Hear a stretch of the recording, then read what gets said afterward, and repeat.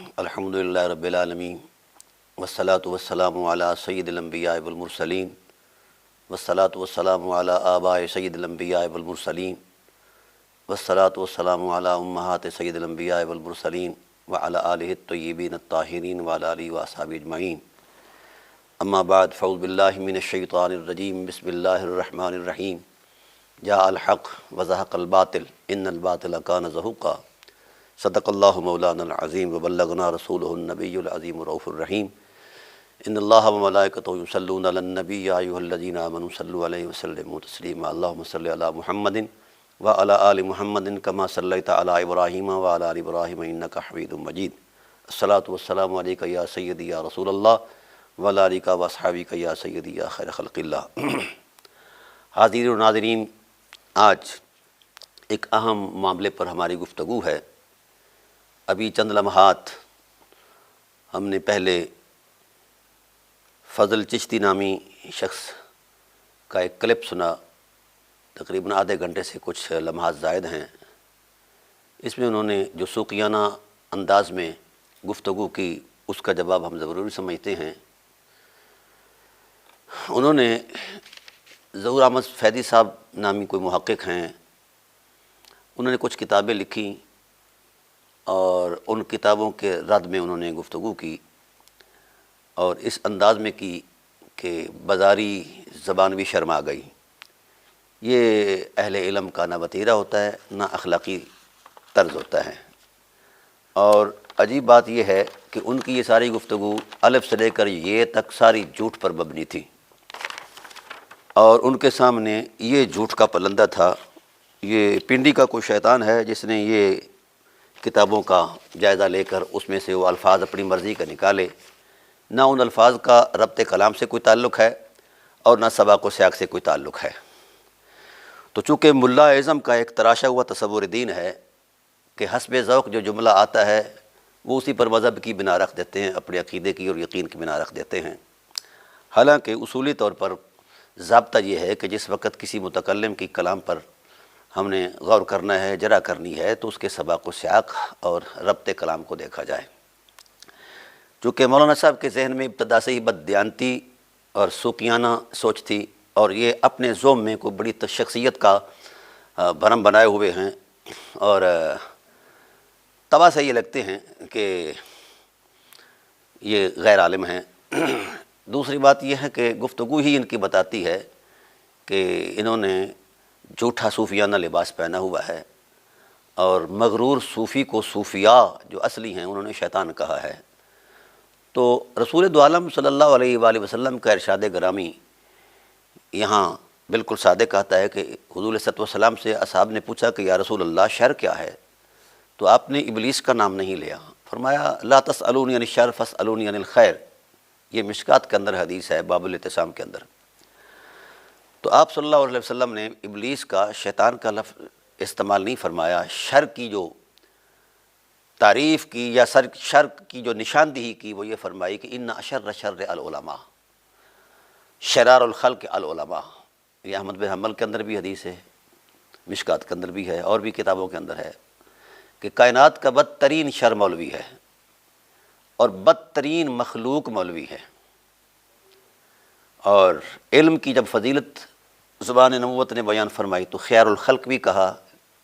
اس میں علماء یہ تقسیم کرتے ہیں کہ جس شخص کی گفتگو، خیالات، افکار کے اندر امت کے اندر افتراق، انتشار پایا جائے وہ شرار الخلق کے ضمن میں آتا ہے، اور جو وحدت امت کی بات کرے اور احترام امت کی بات کرے، یکجہتی کی بات کرے، وہ خیار الخلق میں. بہت ساری اس پر تفصیلات ہیں، چونکہ میں نے جواب دینا ہے تو اس لیے میں مزید تفصیلات میں نہیں اتروں گا. سب سے پہلے اس اللہ کے بندے نے چیلنج کر دیا ہے اور کہا ہے کہ میں چیلنج کر رہا ہوں، یہ کر رہا ہوں، وہ کر رہا ہوں، میرے سامنے آ وغیرہ وغیرہ. تو چیلنج کا جواب جو ہوتا ہے وہ ضروری ہوتا ہے. میں اتنی بات ضرور سمجھتا ہوں کہ مناظرے کے اصول میں دو بحث کرنے والے اس حیثیت سے بحث کرتے ہیں کہ دونوں کا مطلوب الی الحق ہو. مولانا کی سوقیانہ گفتگو نے یہ طے کر دیا کہ یہ صاحب علم نہیں ہے، صاحب ہوس ہیں، اور ان کو حیضہ ہے 4 لفظوں کا اور میں ان کا مبلغ علم جانتا ہوں، یا بڑی کوئی ٹوپی پہن کے، بڑا کوئی جبہ کبا پہن کے اگر کوئی بیٹھ جائے تو وہ علم نہیں ہوتا، علم دلیل کی قوت سے ہی پتہ چلتا ہے۔ ان کا اخلاقی فرض تھا کہ جہاں جہاں انہوں نے یہ جو ظہور فیضی ہیں ان پر اگر گفتگو کرنی ہی تھی تو ان کے مندرجات پر اترتے، اور اتر کر ان کے سباق و سیاق میں غور کر کے جہاں کوئی قابل اعتراض بات بنتی تو دلیل کی روشنی میں اس کا تعاقب کرتے ہیں۔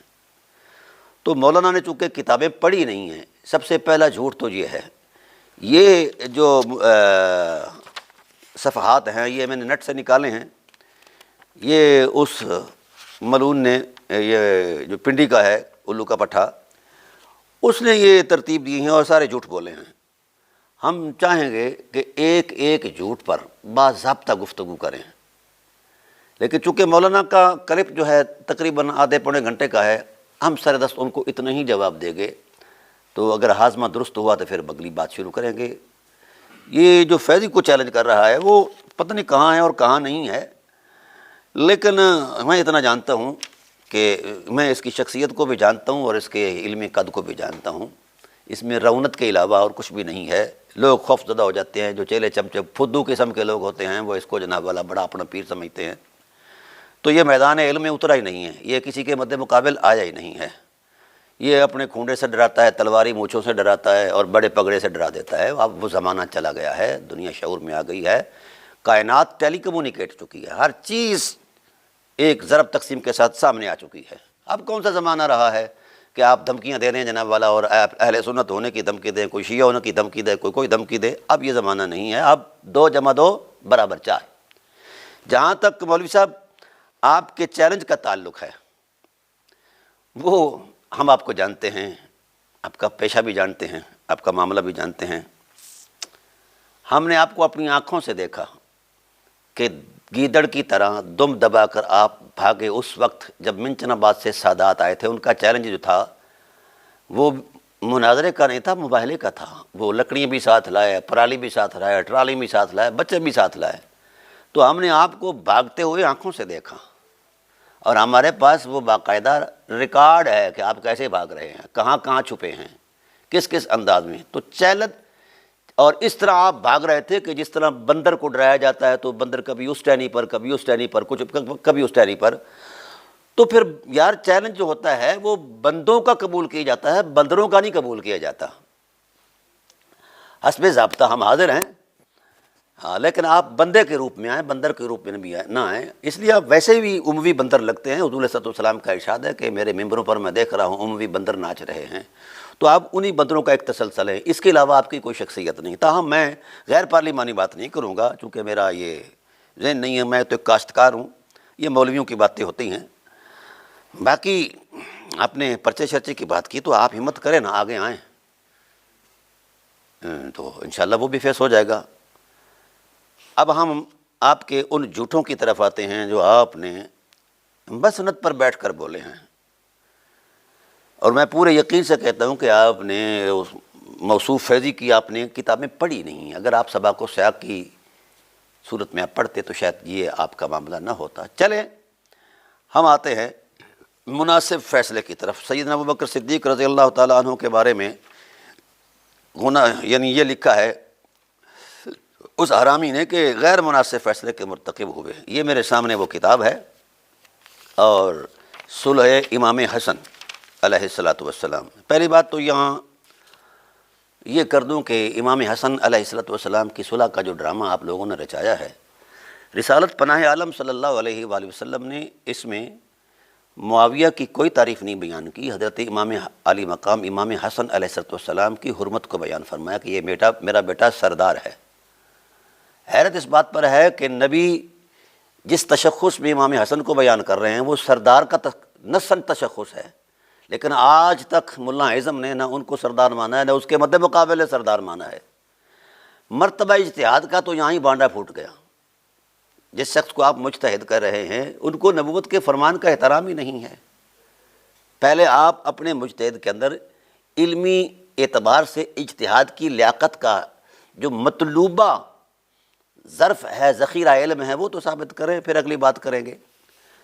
تاہم یہ صلح کا جو معاملہ ہے یہ بڑا عجیب ہے، آپ اس کو بڑا پرموٹ کرتے ہیں اور جوں توں کر کے جناب والا یہ کرتے ہیں وہ کرتے ہیں، اور یہ آپ کی ساری جوڑ توڑ جو ہے یہ یزید کے باپ کی صحابیت ثابت کرنا اور ان کی حرمت کو ثابت کرنا ابھی کریں، ہمیں اس سے کون سا اعتراض ہو سکتا ہے؟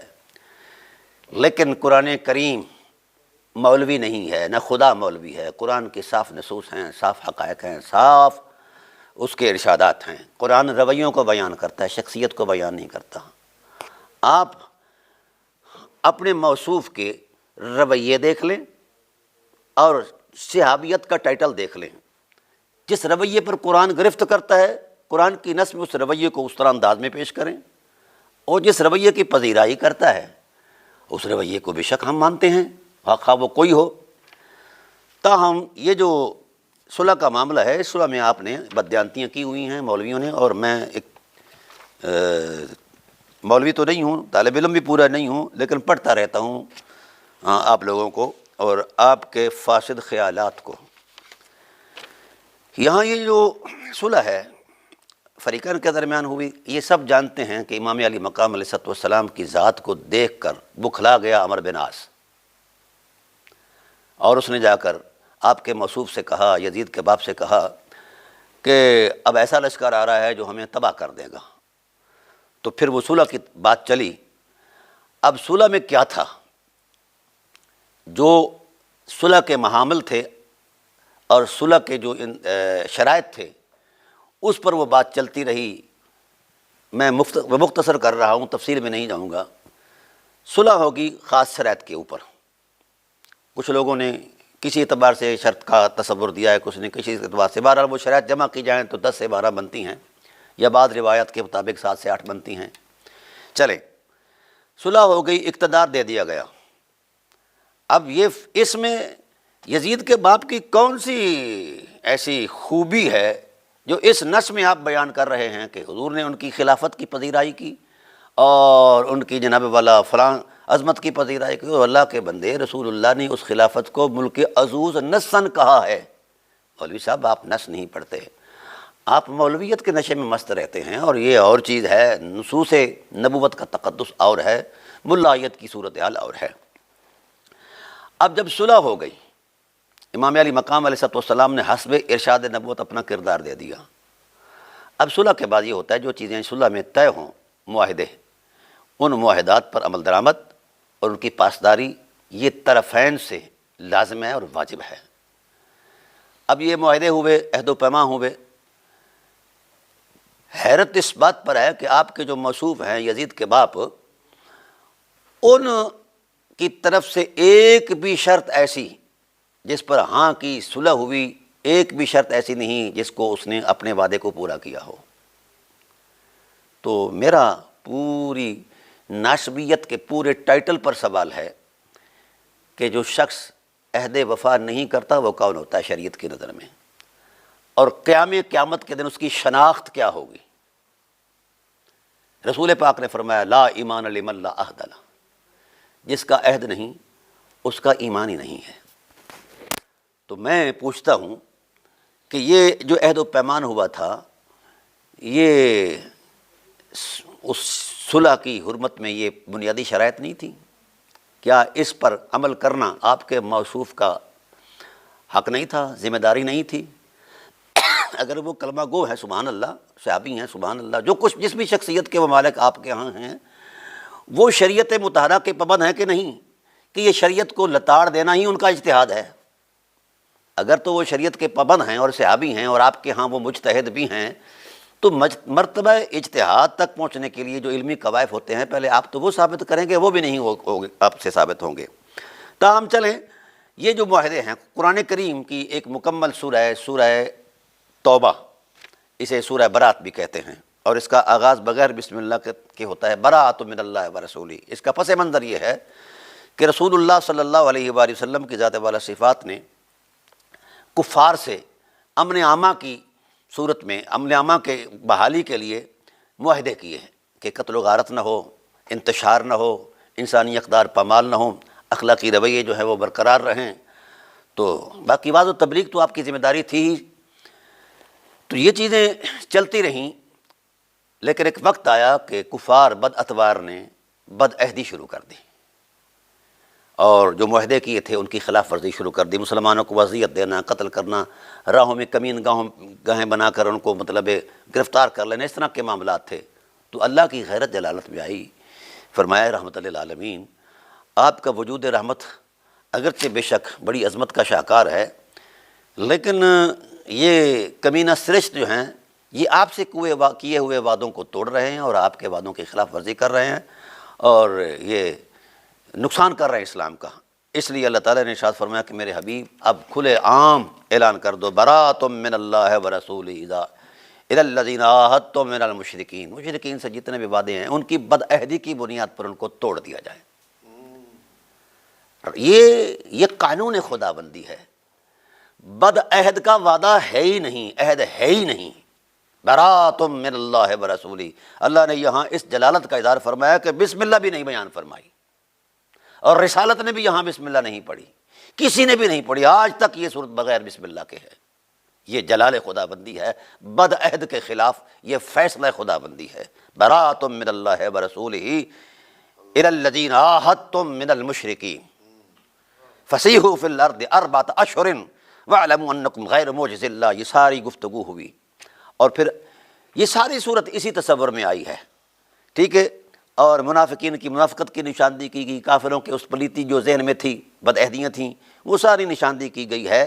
یہ 129 آیات پر مشتمل یہ ایک ضابطہ ہے کہ بد عہد کی کوئی صلح نہیں ہے. آپ اپنے موصوف سے اس عہد و پیمان جو حضرت امام حسن علیہ السلام سے ہوا تھا، کسی ایک عہد و پیمان کی حفاظت کا کوئی آپ ذمہ داری لیتے ہیں کہ وہ ثابت کر جائیں کہ انہوں نے کسی ایک شرط پر جو معاہدے میں شرطیں تھیں پوری کی ہیں؟ تو اب یہ قرآن کی آیات اگر وہ مجتہد جانتے ہوتے یا ان کا اس پر ایمان ہوتا تو یقیناً وہ اپنے عہد و پیمان پورے کرتے ہیں. اور اتنی کوئی خاص لمبی چوڑی شرائطیں نہیں تھیں، وہ اخلاقی قدریں تھیں اور کچھ قانونی باتیں تھیں کہ بھئی خلافت جو ہے یہ امور الہیہ میں سے ہے، اس کو جو ہے تفویض کرنا ہے، اسے کرنا جو اس کا اہل ہے اور اس کا خاص طریقہ کار جو پیچھے سے چلا آ رہا ہے، یہی شرط ہے. دوسری شرط یہ تھی کہ جناب والا یہ قرآن و سنت کے مطابق سلطنت کا نظام چلے گا وغیرہ وغیرہ. تو آپ نے غالباً وہ عصبیت کی اینک لگا کر ہی سارا کچھ پڑھا ہے، نہ دین پڑھا ہے اور نہ ہی قرآن پڑھا ہے. خیالات کی دنیا میں رہنا اور بات ہے، تحقیق کی پیراکی کرنا کچھ اور ہوا کرتا ہے. اب قرآن کریم نے واضح لفظ میں فرمایا وَإِن نَقَصُوا أَيْمَانَهُمْ. اے میرے حبیب جس وقت انہوں نے اپنے عہد کو توڑ دیا اور من بعد عہدہم وعدہ کرنے کے بعد وَطَعَنُوا فِي دِينِكُمْ اور انہوں نے تمہارے دین میں طعن کرنا شروع کر دیا فَقَاتِلُوا أَئِمَّةَ الْكُفْرِ إِنَّهُمْ لَا أَيْمَانَ لَهُمْ. یہ قرآن کی نص ہے مولوی صاحب، آپ خود بھی اس پر غور کریں اور اپنے موصوف مجتہد کی طرف بھی چٹھی لکھیں، خواہ وہ قبر میں تشریف فرما ہوں جہاں کہیں بھی ہوں، چٹھی لکھیں کہ حضرت جی قرآن کی ان آیتیں آپ کے ملحوظ تھیں یا نہیں، یا ان آیتوں پر آپ کا ایمان تھا یا نہیں. اب آپ کو اندازہ ہو جائے گا کہ جناب والا قرآن کہتا ہے ایسے شخص کی قسمیں اور اس کے عہد و پیمان کی کوئی حیثیت نہیں. یہ جو عام سٹیجوں پر مولوی صاحبان رولا رپا ڈالتے ہیں، او جناب یہ صلح ہو گئی، ہماری بھی صلح، ہم صلح کے قائل ہیں، کون کہتا ہے کہ صلح نہیں ہے؟ لیکن صلح پر جو معاملات تھے ان پر پہرا کتنا دیا؟ امام حسن علیہ السلام کا تو دامن مقدس ہے کہ انہوں نے تو کوئی ایسی بات یا رخنہ اندازی یا کوئی جوڑ توڑ یا سیاسی کوئی احتجاج ایسا کچھ بھی نہیں کیا. تو آپ کے موصوف نے مجتہد نے ہر اس عہد کو، ہر اس شرط کو پامال کیا ہے، ہر اس عہد کو توڑا ہے جو امام زمانہ امام وقت سے کیا گیا تھا. میں سوال کرتا ہوں اس عہد کی پاسداری پر قرآن کے مخاطب تھے آپ کے موصوف یا نہیں تھے؟ اگر تھے تو پھر اس پر عمل درآمد کتنا ہوا ہے؟ ایز اے لیگل سٹرکچر نہیں عمل درآمد ہوا.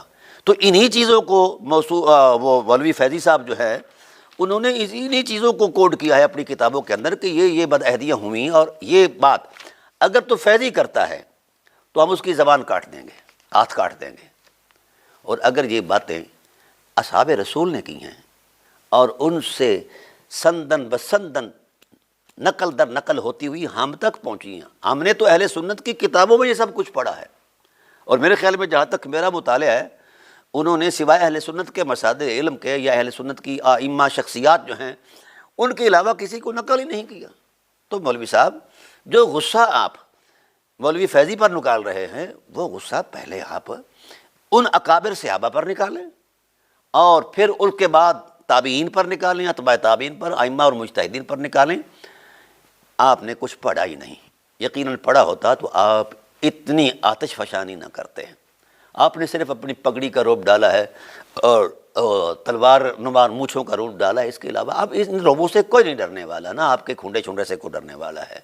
آپ اپنی قامت میں اگر جس بھی جسامت کے سے آپ کا متعلق آیا سلسلہ، مجھے اس سے کوئی غرض نہیں، دلیل دینی آپ کی ذمہ داری ہے.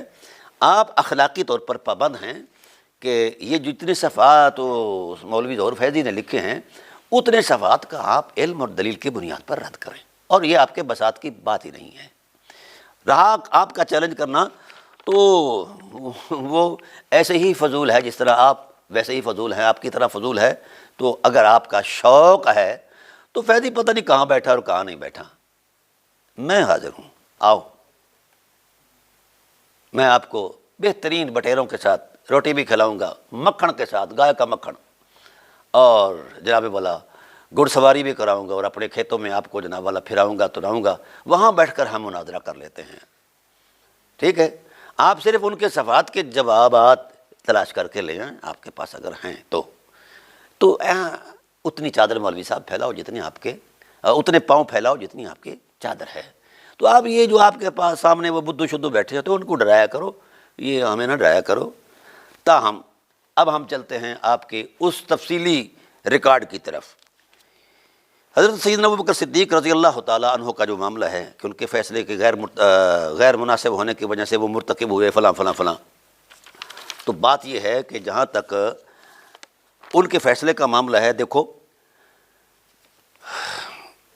بنو امیہ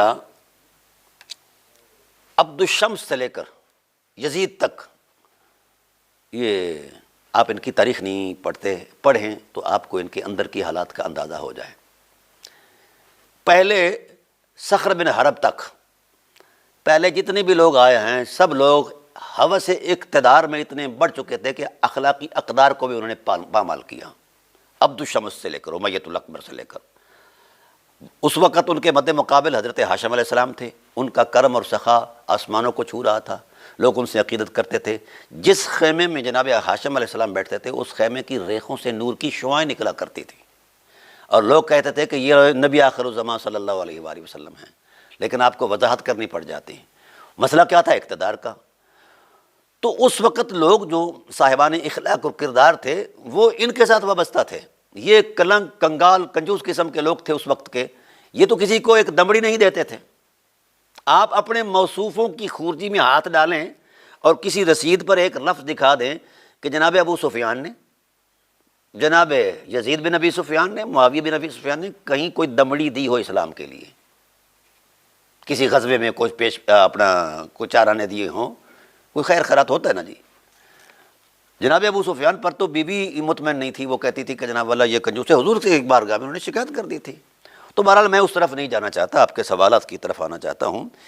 یہ جو غیر مناسب فیصلے، مثلا میں آپ کو ایک قرآن پاک کا حوالہ دیتا ہوں.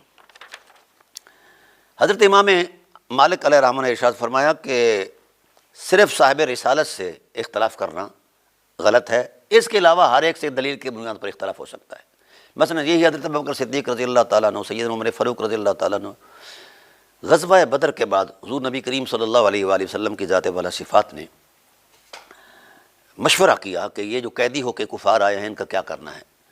تو سیدنا صدیق اکبر رضی اللہ تعالیٰ عنہ کی جو شخصیت تھی ان کے اندر عفو، درگزر اور کرم بھرا ہوا تھا. حضرت فاروق اعظم کی ذات میں جلالت تھی. حضرت سیدنا صدیق اکبر رضی اللہ تعالیٰ عنہ نے یہ کہا کہ یہ آپ کے انگساک ہیں یا رسول اللہ، ان کو چھوڑ دیا جائے فدیہ دے کے. جناب عمر فاروق رضی اللہ تعالیٰ نے کہا کہ یا رسول اللہ جو آپ کے مد مقابلہ ہے وہ کسی رحم کے قابل نہیں ہے. تو حضور نبی کریم صلی اللہ علیہ وسلم کی ذات والا صفات نے حضرت ابوبکر صدیق کے فیصلے کو پسند فرمایا، ترجیحاً ان کے فیصلے پر فیصلہ فرما دیا. اب ہوا کیا؟ قرآن یہ کہتا ہے کہ ما کانا لنبی ان یکون لو اسرا حتی یسخن فی الارض تریدون عرض الدنیا واللہ یرید الآخرہ واللہ عزیز حکیم، کہ میرے حبیب یہ نبی کی شان کے لائق ہی نہیں ہے کہ اس کے پاس قیدی ہیں اور بغیر خون بہائے کے ان کو چھوڑ دیا جائے، ان کو قیدی کر لیا جائے۔ تریدون عرض الدنیا، تم دنیا کا مال چاہتے ہو۔ یہ میرے پاس کنز الایمان شریف سے ترجمہ کر رہا ہوں۔ آپ کی بریلوی، چونکہ میں بھی بریلوی ہوں، پسند کرتا ہوں بریلویوں کو، لہٰذا میں مطلب انہی کی کتابیں پڑھتا ہوں، لیکن غور سے پڑھتا ہوں۔ آپ نے نہیں نا غور کیا، فیضی کے پیچھے ایسے ہی پڑھ گیا لٹھ لے کے، ہیں وہ کسے آکھیا او یار یہ تیرا کتا کن لے گیا، وہ کن نہ ویکھا کتے پیچھے بج پیا، وہ جنیا پہلے کتاباں تے پڑھنا بندے تے پترا، پھر آ کے تے فیضی دا گاٹا پھد ہے۔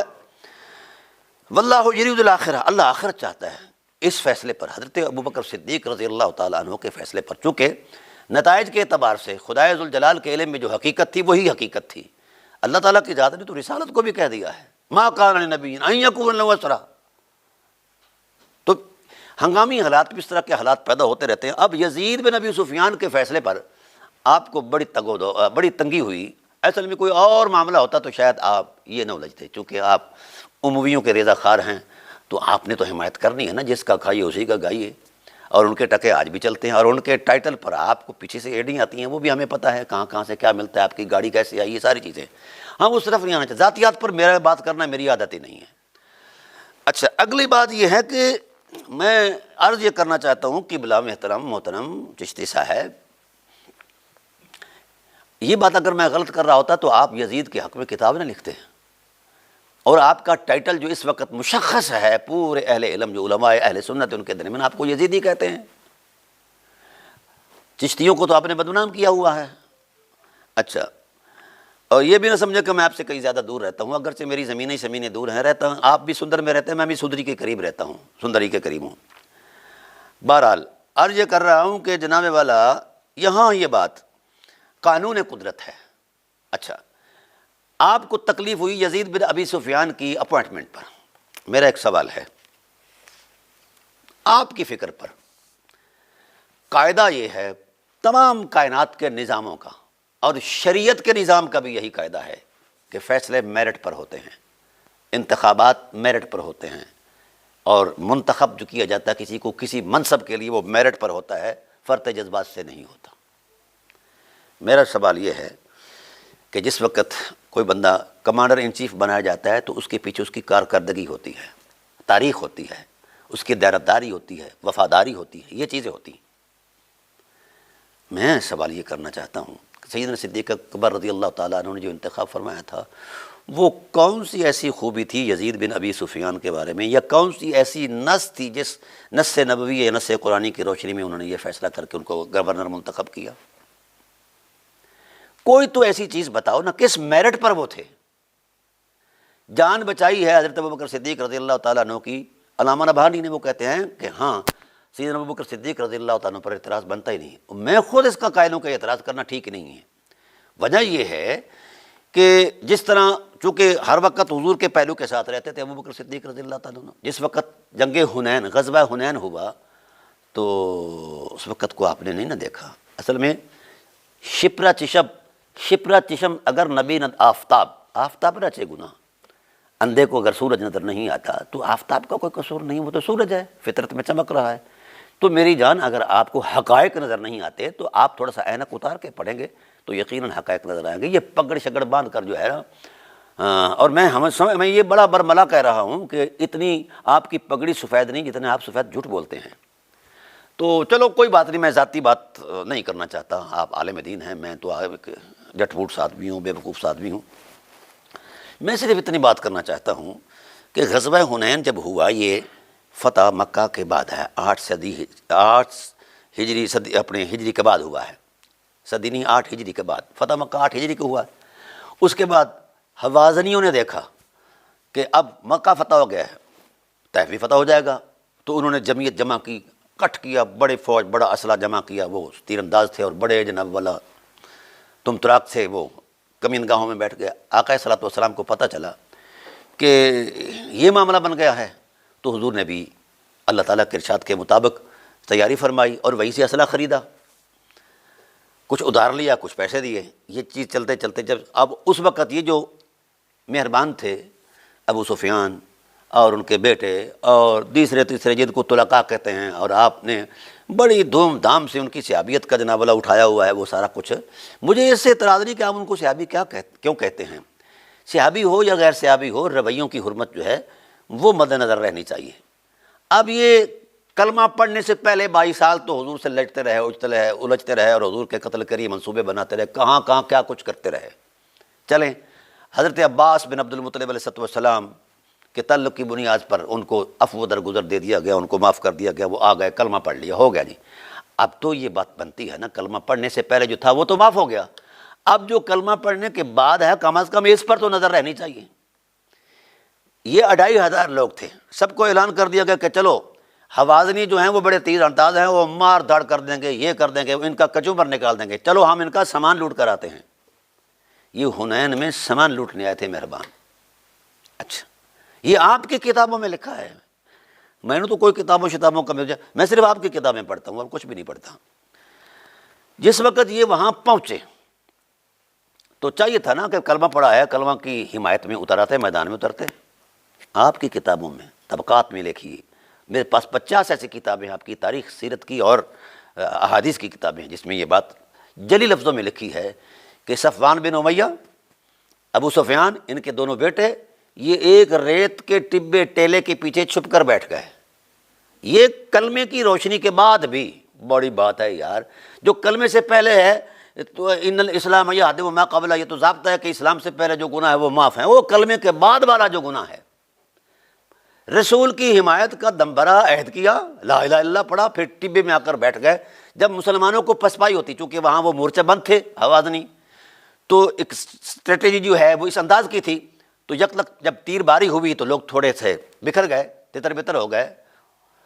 لیکن یہ مہربان جو ہیں وہ اس وقت وہاں بھی ٹبے کے پیچھے بیٹھ کر یہ تماشا دیکھتے رہے۔ جب مسلمانوں کو پسپائی ہوتی تو یہ بغلیں بجا کر اشعار پڑھتے، اور جب کفار کو ہوتی تو یہ پریشان ہو جاتے ہیں۔ اب حضرت کا ذہن یہ تھا کہ اگر معاملہ یہ نہ ہوا، حوازنی غالب نہ آئے، یہ غالب آ گئے تو ہم نے کلمہ پڑھا، غنیمت لے آئیں گے۔ غنائم اکٹھے ہوئے جعرانہ کے مقام پر۔ جب غنائم وہاں پہنچے تو مہربان بھی پہنچ گئے۔ سب سے پہلے جناب نے منہ شریف کھولا کہ جناب ہم بھی ساتھ تھے۔ اب کون جانتا ہے کہ نگاہ نبوت میں کیا کچھ نہیں ہے، تو نبوت کی رحمت ٹھاٹھ میں تھی۔ انہوں نے کہا میں جانتا ہوں کہ کیا ہے، لیکن پھر بھی آپ نے 100 اونٹ اور 40 اوقیہ چاندی، کہا جی میرے 2 بیٹے بھی ہیں، ان کو بھی 100 اونٹ۔ یہ نبوت کی وفا اور ایثار اور سخاوت کی عظمت ہے۔ مولوی صاحب، آپ کے ہاں نبوت مذاق ہو سکتی ہے، ہم تو نبوت سے مذاق نہیں کرتے ہیں۔ ارشاد نبوت کا احترام۔ اب ہوا یہ کہ جب 300 اونٹ اور 120 اوقیہ چاندی لے کر یہ واپس لوٹ گئے، اب آپ کی ساری تاریخ، طبقات سے لے کر نیچے تک آ جاؤ، تاریخ کے کسی جروکے میں، کسی سطر میں، کسی سند صحیح کے ساتھ یہ نہیں لکھا کہ یہ مدینہ میں بھی آئے ہیں، کہیں نہیں لکھا کسی سند صحیح کے ساتھ۔ یہ میری شرط ہے، سند صحیح کے ساتھ آپ ثابت کر دیں کہ یہ مدینہ میں کب آئے ہیں، اور پھر اس کے بعد ان کا کردار شروع ہوتا ہے۔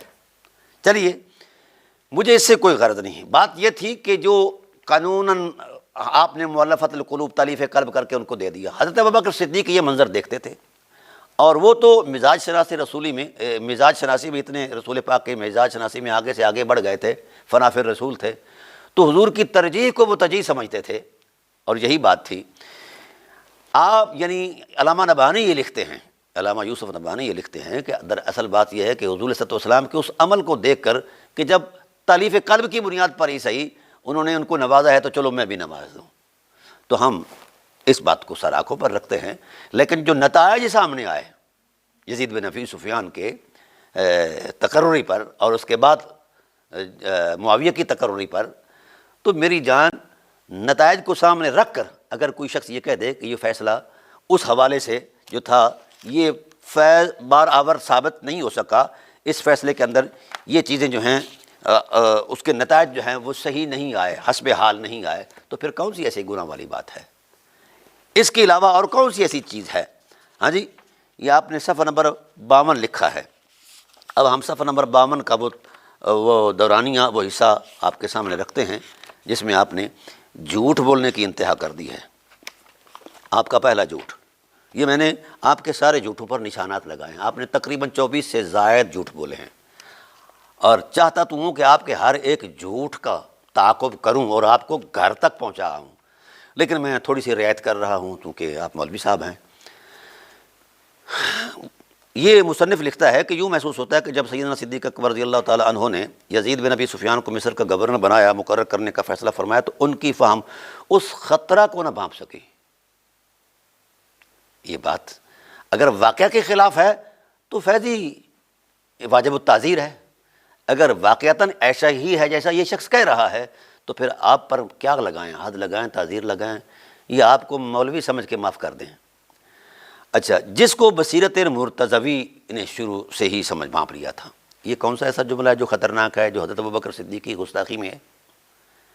زبان نبوت نے سارے اصحاب کے سامنے مولا کائنات کی جب فضیلت بیان فرمائی، افضلیت بیان فرمائی، علم کی عظمت میں، علم کی عظمت میں، اور ایک مرتبہ نہیں کئی مرتبہ بیان فرمائی کہ علی حکمتوں میں 9 حصے رکھتا ہے، باقی ساری امت میں ایک حصہ تقسیم کیا گیا، علی اعلم، ٹھیک ہے؟ تو جس شخص کی علمی بصیرت اور علمی قد و قامت کی حرمت کو زبان نبوت بیان کر دے، اس پر اعتراض بنتا ہی نہیں ہے۔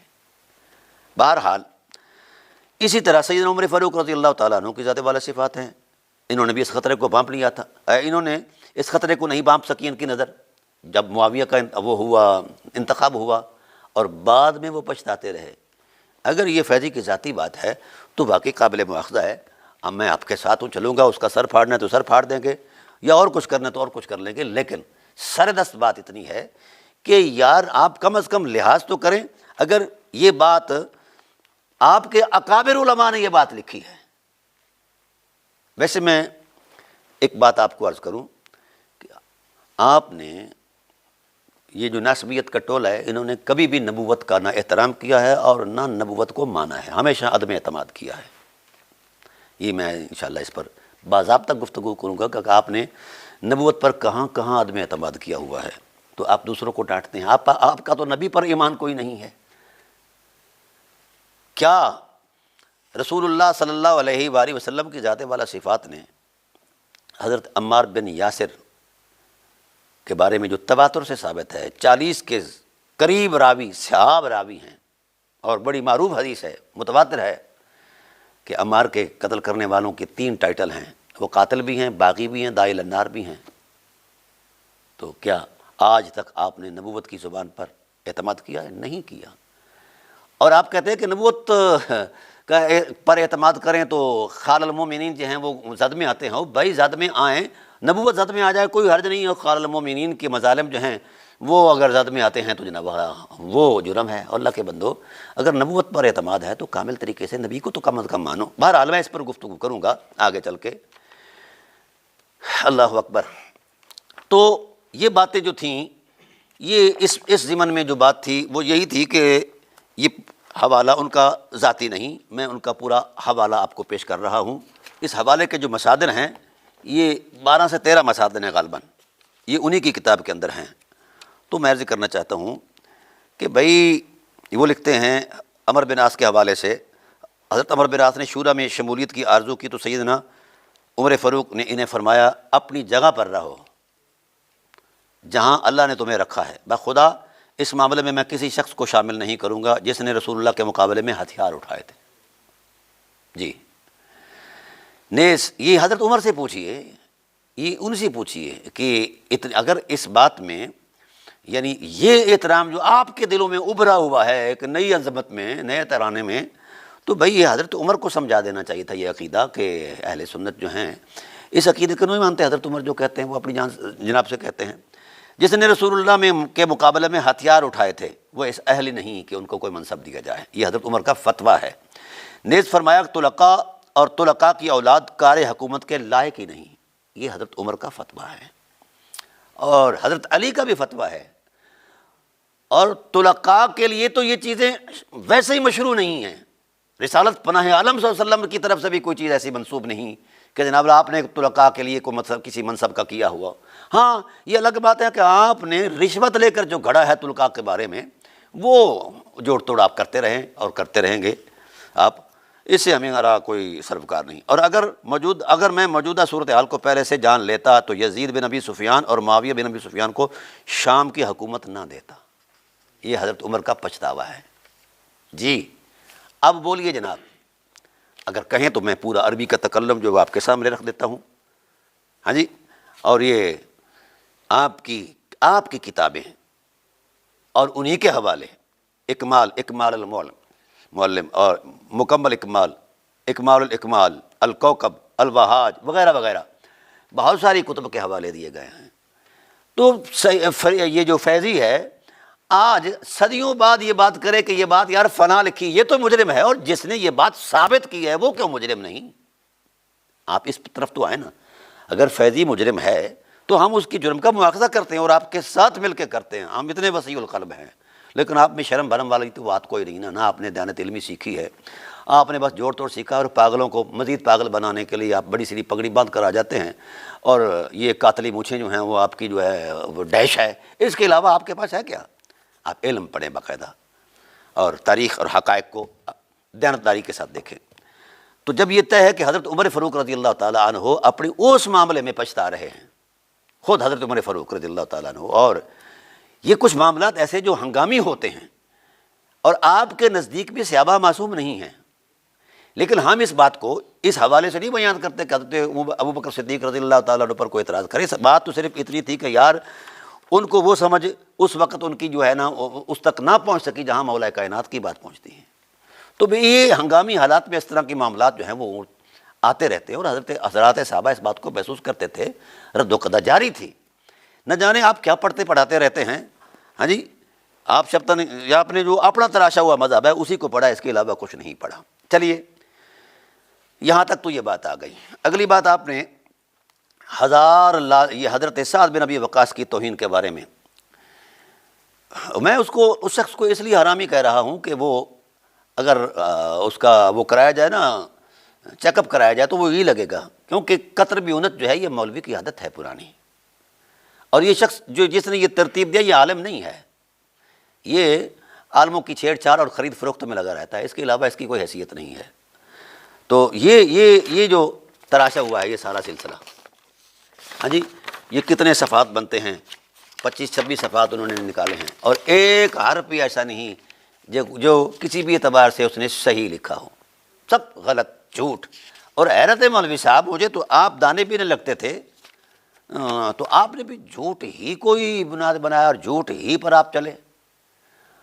اب فیضی پر تو لعنت آپ کر رہے ہیں، تو جھوٹے پر خدا کی لعنت نہیں ہے.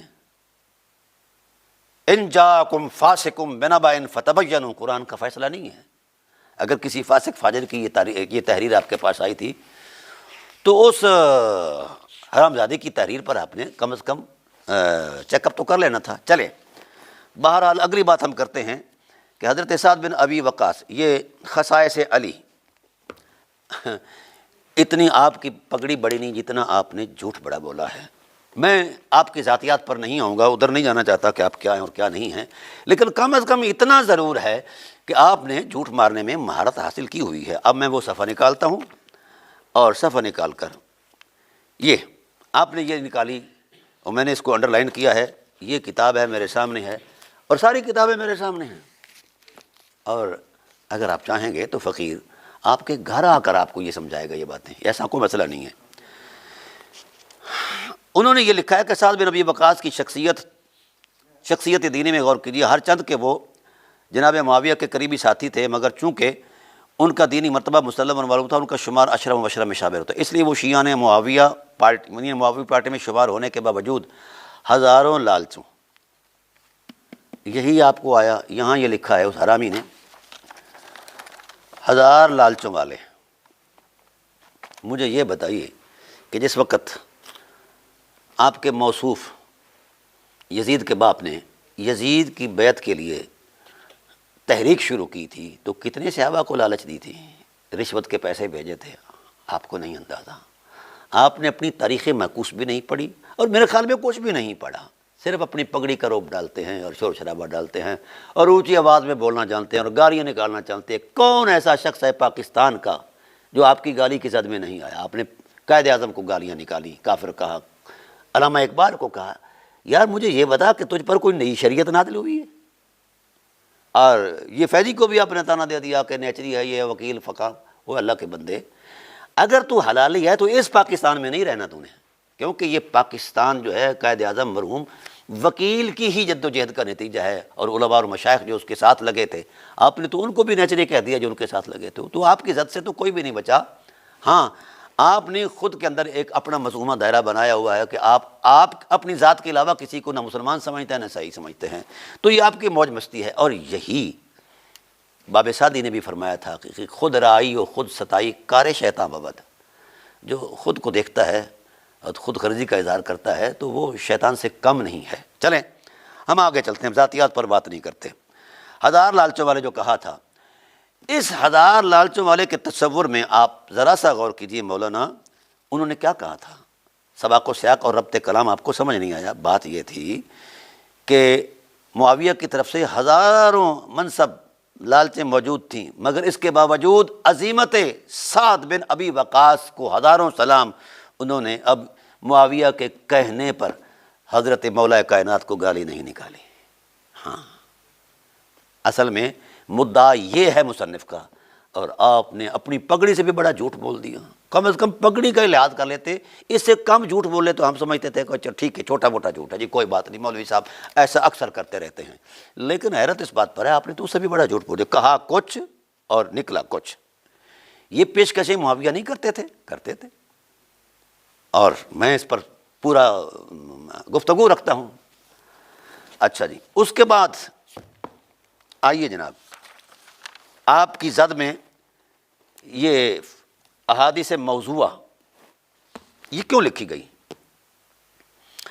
آپ جیسے حاشیہ نشینوں نے اور خوش آمدیوں نے مولا کائنات کے مد مقابل جناب امیر معاویہ کو آپ نے وہاں تک لے گئے کہ شیخین سے بھی آگے بڑھا دیا، اور پتہ نہیں کہاں کہاں تک لے گئے۔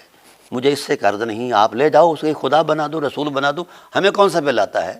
جو آپ نے بنانا ہے بنا دو، لیکن سردست جو چارجز اس کے ذمے ہیں وہ آج بھی تاریخ کے سینے میں مرقوم ہیں، تاریخی حقائق میں وہ موجود ہیں، سیرت کی کتابیں موجود ہیں، حدیث کی کتابیں موجود ہیں، بخاری سے لے کر نیچے تک سب چیزیں موجود ہیں۔ لیکن آپ کا ایمان ہو حدیثوں پر تو پھر ہم آپ سے بات کریں۔ تو آپ نے تو حدیث متواتر کو ٹھکرایا ہوا ہے، تاہم یہ قابل تعظیم نہیں تھے۔ یہ آیا جناب والا آپ کا جھوٹ۔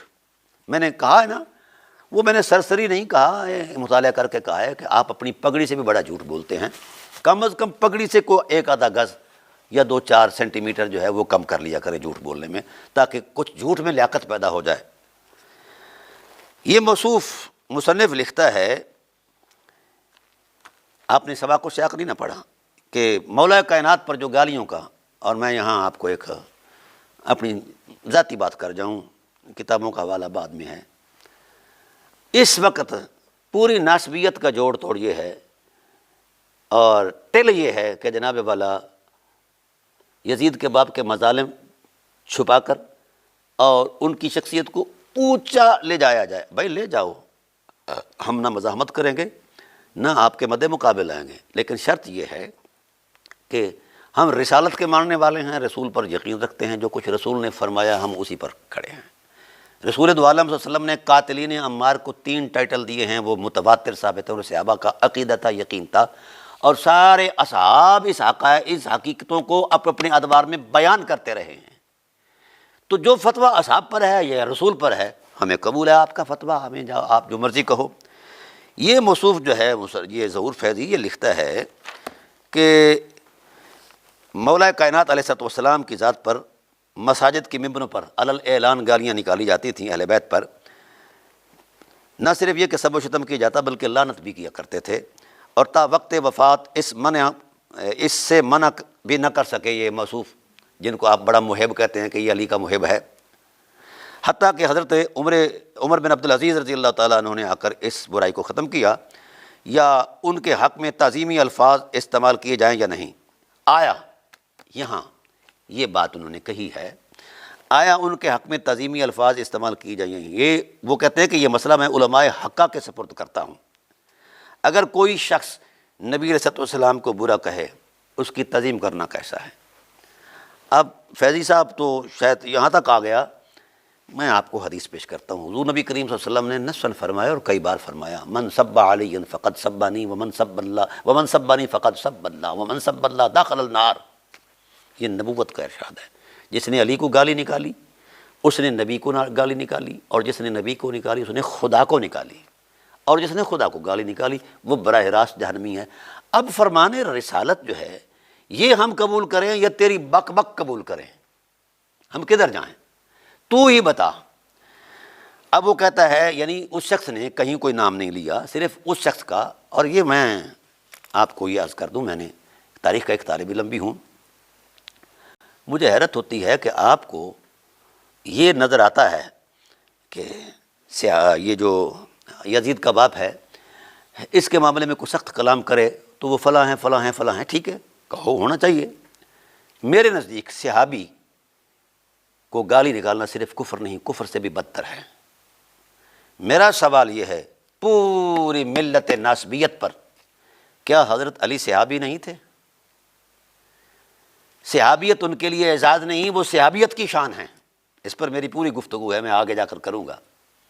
وہ اہل بیت بھی تھے، قرآن کی نصوص کا وہ منظرنامہ تھے، محل کلام الہی تھے، اور اخر رسول تھے، نفس رسول تھے، حجت الہی تھے۔ کیا کیا مناصب ہیں! 300 سے زائد آیات قرآنی ان کی شان میں نازل ہوئی، 5500 سے زائد خصائص زبان نبوت نے اس شخص کے بیان فرمایا، اس کو ممبروں پر گالی دی جا رہی ہے۔ شرم کرو۔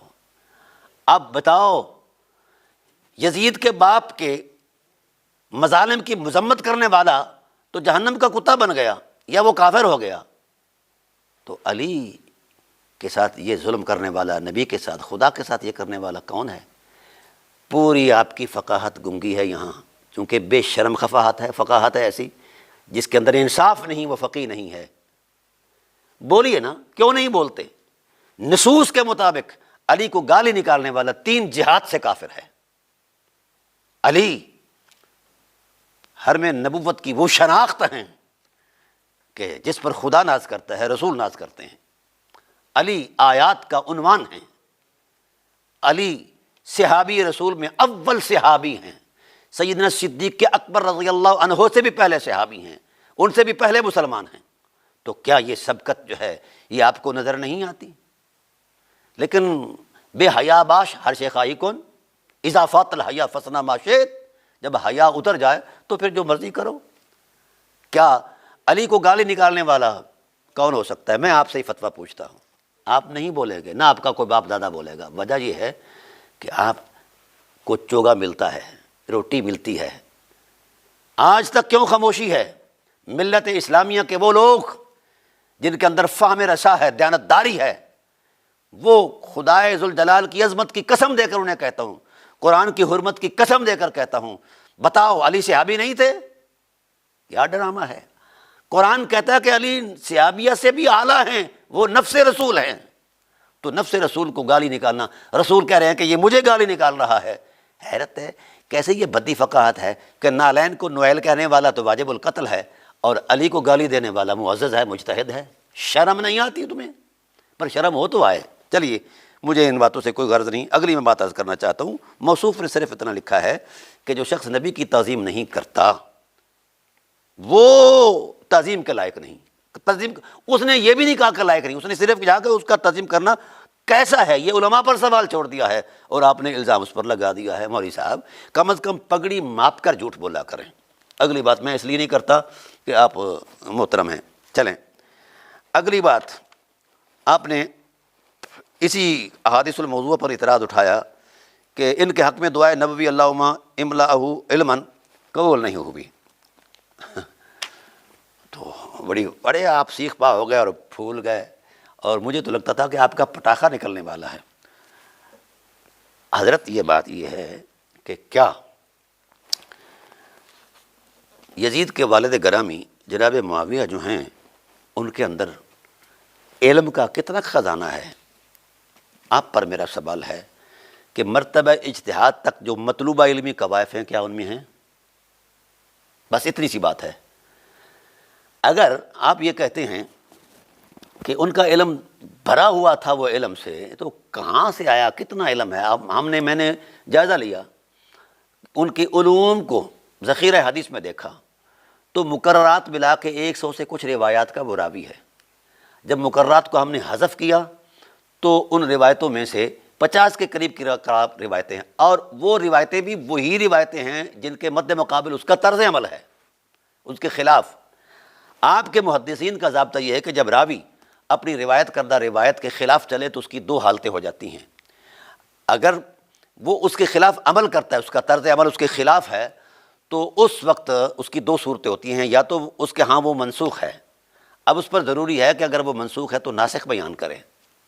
دوسری صورت یہ آپ کے محدثین لکھتے ہیں کہ اگر اس نے روایت کے ہوتے ہوئے، فرمان رسالت کے ہوتے ہوئے فرمان رسالت کو چھوڑ دیا ہے، اس پر عمل ترک کر دیا ہے اور اس کے مد مقابل آ گیا، مخالف ہو گیا ہے، تو اب نسخ بھی نہیں دے رہا، تو اب اس صورت میں اس کی عدالت ضائع ہو جائے گی۔ جی، آپ ان روایات کا جائزہ لیں اور ماموں جی کا کے رویوں کا جائزہ لیں، اپنے ماموں جی کا، خال المومنون کا جائزہ لیں، اور جائزہ لے کر پھر آپ خال المومنون کی حرمت کو بیان کریں۔ سبحان اللہ، ہمیں تو اس سے کوئی اعتراض نہیں۔ یہ کیسا ڈرامہ ہے کہ پوری ازواج مطہرات کے بھائیوں میں سے صرف ایک بھائی جو وہ خال المومنون کا ٹائٹل حاصل کر سکا، باقی کسی کو میسر نہیں آیا۔ یہ کیسا نصیب ہے؟ ہاں جی، سیدنا عبد الرحمن بن ابی بکر ماموں نہیں بن سکے، نہ آج تک کوئی ان کا کہتا ہے، خاص کر ناس بھی تو اس طرف جاتے نہیں۔ محمد بن ابی بکر، جتنے بھی اصحاب ہیں، حضرت عمر کی بیٹی حضرت حفصہ جو ہیں، ان کے بھی تو بھائی تھے، کسی کو تو آپ ماموں کہتے نہیں کہیں گے۔ آپ یزید کے باپ کو ماموں بناتے رہیں، ماما جانے بھانجا جانے، ہمیں اس بات سے کوئی غرض نہیں۔ بات صرف اتنی ہے جو آپ نے الزامات لگائے ان کی حقیقت کتنی ہے۔ اب یہ جو آپ نے کہا کہ دعائے قبول، تو میں سمجھتا ہوں کہ آپ نبی کی دعا کے احترام میں بڑے سیکھ پا ہوئے کہ کیسے ہو سکتا ہے کہ نبی کی دعا قبول نہ ہو۔ یاد رکھیں، حضور صلی اللہ علیہ وسلم نے 3 دعائیں مانگی تھی، 2 قبول ہوئیں اور ایک قبول نہیں ہوئی۔ یہ صحیح 6 کے اندر احادیث موجود ہیں، یہ اللہ کی حکمت ہے، اس پر میں بعد میں گفتگو کروں گا۔ تاہم دعا کی قبولیت کا اثر نظر آتا ہے۔ حضرت ابو ہریرہ کی ماں حضور صلی اللہ علیہ وسلم پر زبان درازی کرتی تھی نا، تو حضور صلی اللہ علیہ وسلم کی ذات والا صفات نے ان کے لیے دعا کی، تو بھاگ کے وہ اپنے گھر گئے، تو ماں اس وقت نہاد ہو کے جناب اللہ کلمہ طیبہ۔ یہ ہے قبولیت والی دعا کا اثر اور نتیجہ۔ آپ بتا دیجئے کہ میاں جی آپ کے ماموں کے رویوں میں کتنے ایسے رویے ہیں جو دعائے نبوی کا اثر نظر آتے ہیں، کسی بھی بنیاد پر، کسی بھی جہت پر۔ تو اگر یہ بات ان کو جو بھر دیا گیا تھا علم سے، تو کیا یہ بتا دیجئے ان کے علم میں حدیث ثقلین نہیں تھی، اس کے مندرجات نہیں تھے؟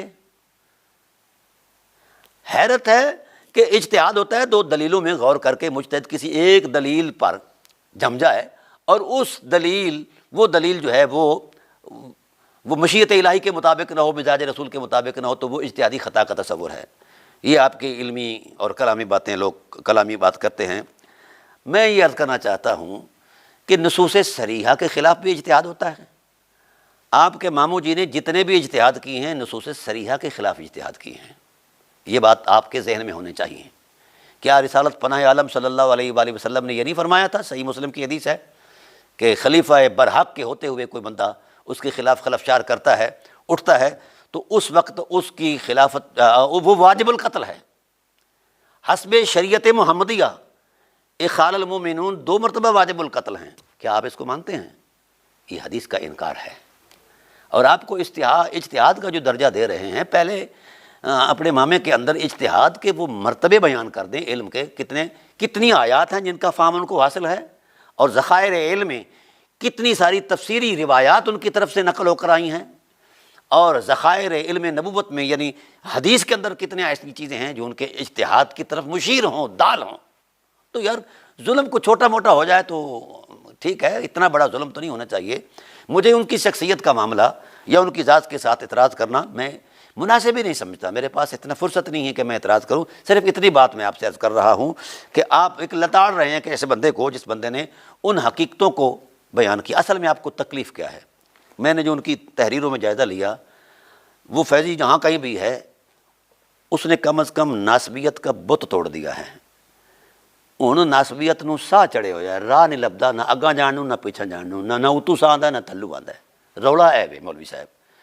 تو یار یہ اس کا جا کے گریبان پکڑو نا، ایسی زبان درازی، کبھی ان کو کتا کہے، کبھی ان کو خنزیر کہے، کبھی ان کو، تو آپ نے جو کچھ بھی کہا اصل میں آپ اپنے آئینے میں خود کو دیکھ رہے تھے، اور جو اوصاف آپ میں طبعاً تھے وہ انہی کے بارے میں آپ نے فیضی کے بارے میں کہہ دیا کہ یہ ایسا ایسا ایسا ہے۔ تو یہ چیز ویسے طبعاً آپ کے اندر باضابطہ بدرجہ آتام موجود ہیں۔ چلیں میں آپ کی ذات پر بات نہیں کرتا، آگے چلیے۔ اللہم اجعل ہادیا مہدیا۔ اب یہ سوال ہے کہ ہادی اور مہدی وحدی بھی یہ انہوں نے اسی بات پر لکھا ہے نا کہ یہ حدیثیں موضوع ہیں۔ اگر یہ حدیثیں صحیح ہوتی، اور آپ نے آج تک ان کی صحت کی دلیل نہیں دی، حیرت اس بات پر ہے اتنی بڑی ناسبیت کا حجم ہے، مکہ سے لے کر پتہ نہیں کہاں کہاں تک، مشرق بعید تک پوری ناسبیت کے ڈرم بھرے ہوئے ہیں۔ تو یہ چھوٹی سی کتاب ہے یار، چند ورقوں کی، کم از کم اس کا رد آپ انہی روایتوں جن کو اس نے چیلنج کیا ہے، آپ انہی روایتوں کو ایسا کریں، ان کی صحت پر دلیل دے دیں، پھر ہم کان پکڑ لیں گے فیضی کا، اس کا گریبان پکڑیں گے۔ لیکن آپ میں یہ ہمت نہیں نہ کر سکتے ہیں، تو پھر مولوی صاحب اتنے پاؤں پھیلاؤ جتنی آپ کی چادر ہے، اور اتنے جھوٹ بولو جتنے آپ کی پگڑی کے حساب کتاب سے ہیں، ٹھیک ہے؟ تو تاثیر نبوت جو ہے یہ تو تحت الثری تک بھی پہنچ جاتی ہے، نبوت کا اتنا بڑا مقام ہے۔ تو 1,14,000 آدمیوں کا، مسلمانوں کا، جس میں 800 رضوان کے، بیت الرضوان کے اصحاب ہیں، 150 کے قریب جناب والا بدری جن کی حرمت میں قرآن کی آیتیں نازل ہوتی رہی ہیں، اور تابعین اور بڑے بڑے اکابر، 1,14,000 آدمی قتل کرنے والا اگر ہدایت والا ہے، تو پھر میں آپ سے سوال کرتا ہوں وہ کون سا ایسا اسلام ہے جس کا چہرہ آپ دکھا رہے ہیں کہ کلمہ گو کو قتل کرنے والا، کلمہ گو کو قتل کرنے والا اگر ہدایت ہے کلمہ گو کو قتل کرنا، تو مشرف جو ہے وہ بہت بڑا مجتہد ہے۔ اگر اس نے 15 مولوی مار دیے تو سارے لٹھ لے کے اس کے پیچھے، حالانکہ وہ مولوی شرارتی تھے، انسلہ تھا، اسلحہ، وہ کہتا تھا کہ اسلحہ نہ ہونا چاہیے، پاکستان کا ایک ملک ہے، اسٹیٹ ہے، یہاں کا ایک قانون ہے، آئین ہے۔ وہ فوجی ڈکٹیٹر تھا، اس نے 15 مولوی مار دیے تو کہا، آگ لگ گئی کہ جناب یہ فاسق ہو گیا، فاجر ہو گیا، فلاں ہو گیا، ڈھمکان ہو گیا، ظالم ہو گیا۔ میں کہتا ہوں وہ بھی مجتہد ہے۔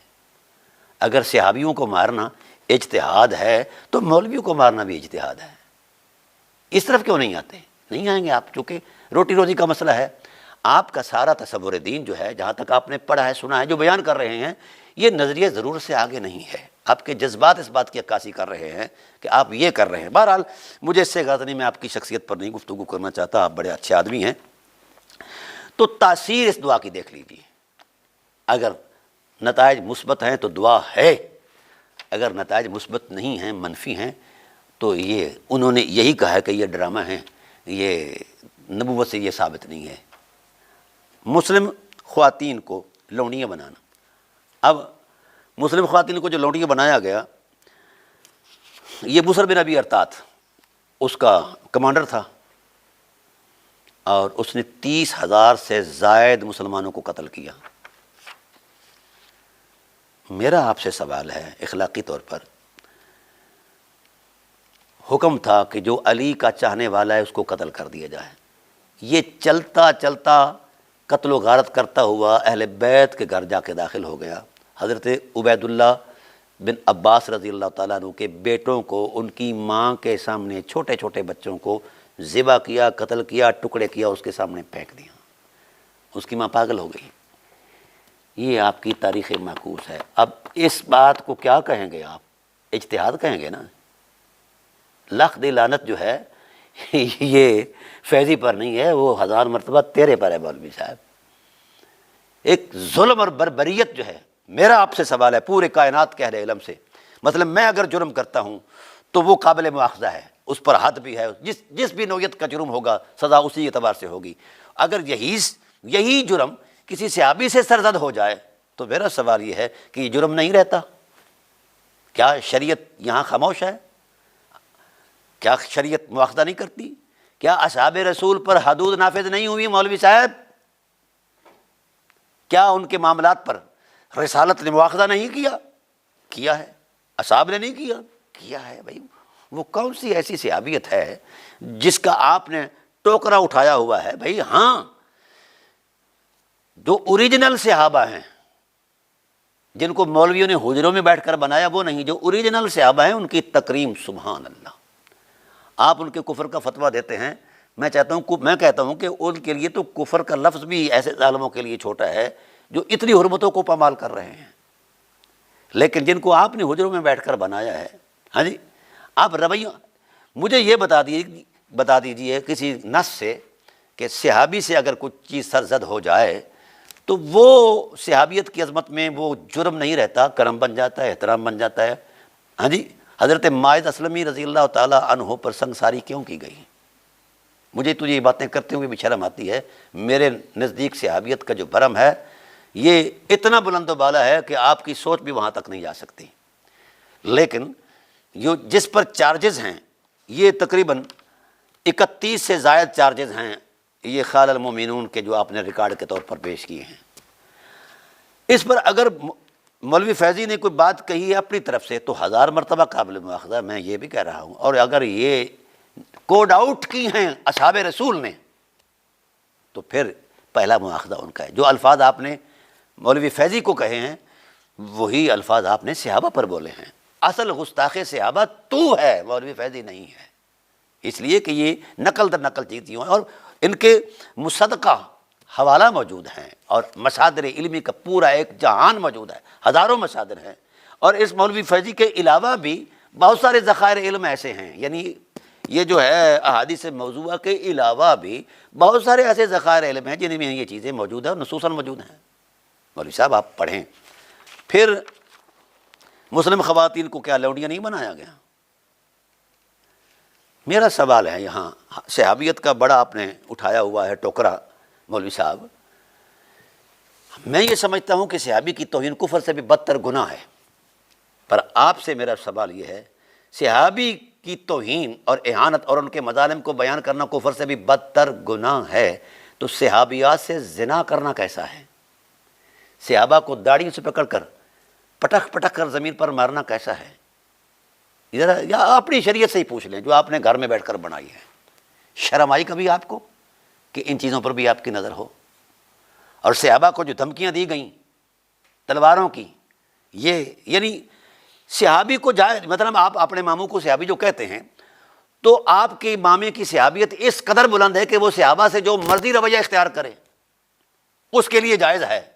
اگر اس کے اس رویے کی جو ہے جو ایک شریعت مطہرہ کے مطابق غلط رویہ ہے، اس کے مطابق اگر کوئی گرفت کرتا ہے یا اعتراض اٹھاتا ہے یا بات کرتا ہے تو آپ کو ماما یاد آ جاتا ہے۔ بھائی مامے کی صفائی تو دو پہلے، آپ ایسا کرو اپنے مامے کی صفائی دو کہ یہ چیزیں جو ہیں صحابہ جھوٹ بولتے رہے ہیں، جتنے بھی لوگوں نے، حضرت سعد بن ابی وقاص سے لے کر جتنے بھی اصحاب آئے ہیں وہ میں نے پوری لسٹ دیکھی ہے۔ اب میرے پاس وقت نہیں اتنا کہ میں اس بات پر پوری بحث کروں، لیکن کم از کم اتنا بات ضرور ہے، یہ جتنے بھی چارجز آئے ہیں یہ صحابہ سے منقول ہو رہا اور ان کی عینی شاہد، ان کے مشاہدے ہیں اور انہوں نے بیان کیے ہیں۔ تو ایسا کریں، آپ یہ کتاب پڑھیں، پڑھ کر جہاں جہاں مولوی فیضی صاحب نے یہ بات لکھی ہے اس کا تعاقب علم اور دلیل کی بنیاد پر کریں، یہ دیانت علمی ہے۔